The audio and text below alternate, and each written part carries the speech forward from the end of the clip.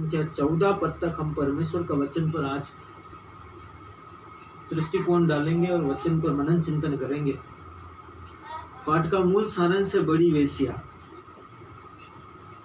जिन 7 स्वर्गदूतों के पास वे 7 कटोरे थे, जिनमें से एक ने आकर मुझसे कहा, इधर आ, मैं तुझे उस बड़ी वेश्या का दंड दिखाऊं, जो बहुत से पानी पर बैठी है, जिसके साथ पृथ्वी के राजाओं ने व्यभिचार किया और पृथ्वी के रहने वाले उसके व्यभिचार की मदिरा से मतवाले हो गए।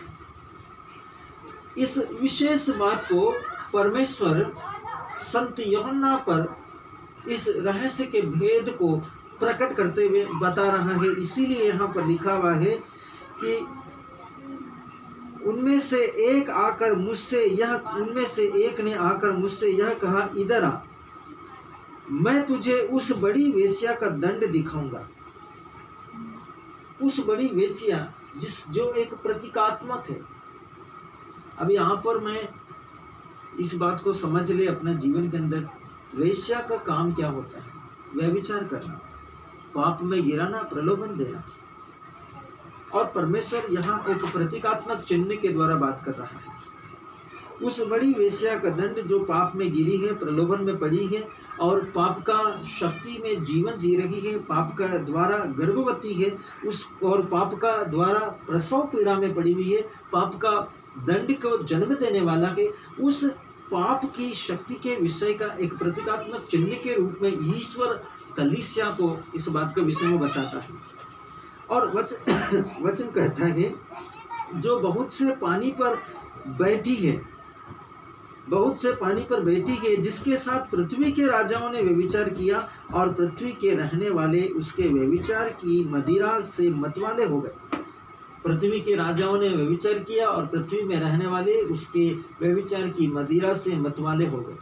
उसके पाप के प्रलोभन से, पाप के प्रभाव से, पाप की प्रवृत्तियों से, पाप उनमें गर्भवती के रूप में, जैसे गर्भवती प्रसव पीड़ा के साथ में एक बच्चे को अपने पेट में, अपने कोख में पालती है, वैसे ही पृथ्वी के राजाओं ने, मतलब राष्ट्रों ने पाप किया कि पाप की संगतियों में, पाप का स्वभाव में, पाप का परिस्थितियों में, पाप का प्रवृत्तियों में उन्होंने मनमाने तरीके से ईश्वर की इच्छाओं के द्वारा नहीं, बल्कि अपनी इच्छाओं के द्वारा, अपनी मर्जी के द्वारा, अपनी इच्छा शक्ति के द्वारा ईश्वर की मर्जी को पूरा न करने के कारण, बहुत से अनाज्ञाकारिता के कारण, पाप के प्रभाव के कारण अपने आप को परमेश्वर की दृष्टि में अपराधी घोषित किया, व्यभिचारी घोषित किया परमेश्वर के सामने अपने बुरे चाल चलन के कारण। और वचन कहता है कि उन राष्ट्रों में रहने वाले लोग, अर्थात पृथ्वी के लोग, पृथ्वी में रहने वाले उसके व्यभिचार की मदिरा, अर्थात उसके पाप के प्रभाव और प्रलोभन के कारण, उसके पाप की मदिरा के कारण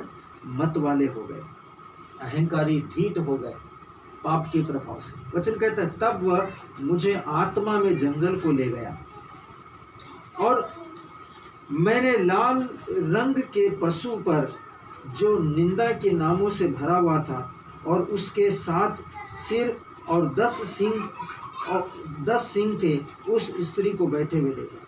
ये भी परमेश्वर जो हमको बता रहा है कि जब उसको जंगल में ले गया, जंगल किस बात का प्रतीक है? जंगल आप और मैं समझ सकते हैं, जंगल के बारे में परमेश्वर का वचन कहता है, जंगल जब इस्राएली लोग मिस्र से निकाले गए, वो कहाँ गए? वो मरुभूमि में गए, मेरे प्रियो। और परमेश्वर का वचन कहता है कि उसके बाद में वे आत्मा उसको कहाँ लेकर गया? जंगल में लेकर गया। और बाइबल हमको बताता है, जब आत्मा जंगल में लेकर जाता है, आत्मा यीशु को बपतिस्मा के बाद कहाँ लेकर गया?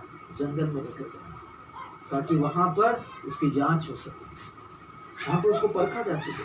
सर्वशक्तिमान परमेश्वर का वचन हमको कहता है कि यहाँ पर आत्मा उसको जंगल में ले गया, और वचन कहता है, मैंने लाल रंग के पशु पर, जो निंदा के नामों से भरा हुआ था, और उसके 7 सिर और 10 सींग थे, उस स्त्री को बैठा हुआ देखा। ये 7 सींग और 10 सिर, 7 सिर और 10 सींग, 7 सिर 7 पहाड़, 7 राजा हैं, 10 सींग 10 राज्य हैं, 10 राजा हैं।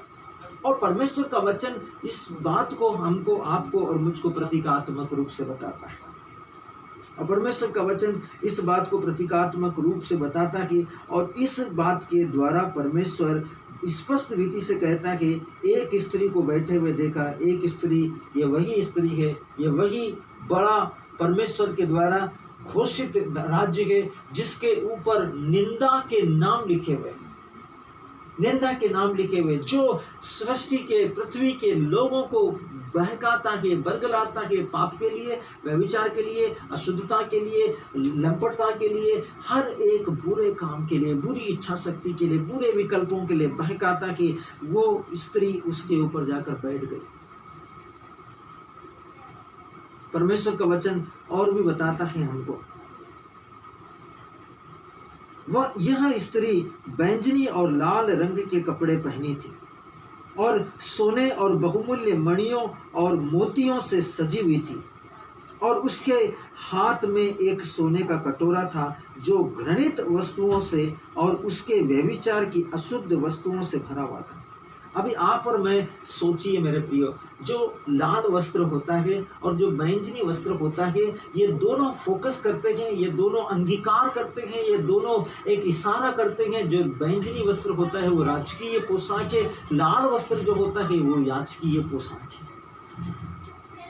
और परमेश्वर आपको और मुझको एक रहस्यमय रीति से इस बात को प्रकटीकरण कहता है कि राजाओं ने और बहुत से याजकों ने, बहुत से अभिषिक्तों ने, या बोल सकते हैं बहुत सारे पृथ्वी के लोगों ने उसके साथ में व्यभिचार किया।